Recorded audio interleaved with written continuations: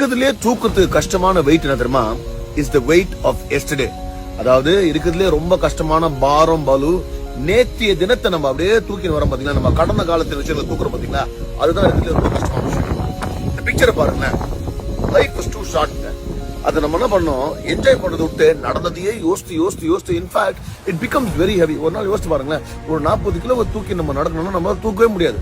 மேல பறக்கணும்னா we have to lose some weight in our life to move forward or fly high. அதனால நம்மள பிடிச்சு இழுக்கிற முக்கியமான வெயிட் என்ன தெரியுமாங்க? Is the weight of our past.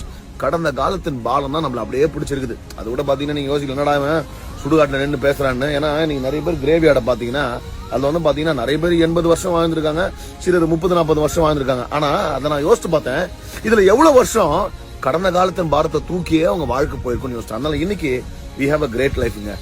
Lose the weight of yesterday and the past and start flying high and moving forward. God bless you.